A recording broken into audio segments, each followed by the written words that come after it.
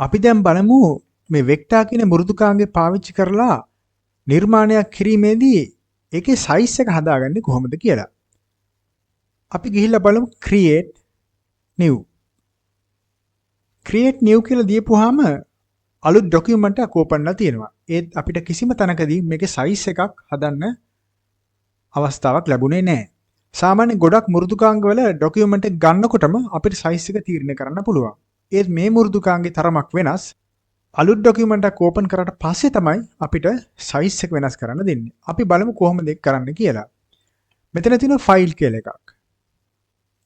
ඒක ෆයිල් එක ක්ලික් කරලා page setup එකට ගියාම අපිට මේ page setup එකේ පෙන්නනවා සයිස් එක වෙනස් කරන්න. මෙතන මේ measurement units කියලා තියෙන්නේ අපිට pixel වලින්ද millimeters වලින්ද මොන වගේද මේ සයිස් එක අවශ්‍ය කියන එක. අපි digital display එක ප්‍රදර්ශනය වීමට හදනවා නම් document එකක්, ඒ කියන්නේ image එකක් විදිහට අපි ඒක pixel වලින් දක්වනවා. නැත්තම් මුද්‍රණය කිරීමට අපි මේක භාවිතය කරනවා නම් අපිට centimeters inches වගේ ඒවා පාවිච්චි කරන්න පුළුවන්. ඒ වගේම මෙතන උඩ තියෙනවා සයිස් එක අපිට සම්මත sizes, ඒ කියන්නේ standard sizes ගන්න පුළුවන්.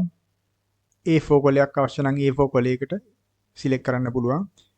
A5 නම් A5, ඒ වගේම letter, legal, ඒ වගේ ගොඩාක් විවිධ සම්මත විශාලත්වයන් මෙතන දක්වලා තියෙනවා. ඒ වගේ මේ පහලින් තියෙනවා අපිට digital display එක එහෙමත් නැත්නම් mobile device එක, TV එක, PC එක වගේ display කිරීමට නම් අපිට අවශ්‍යතාවය ඒ sizes මෙතන දක්වලා තියෙනවා.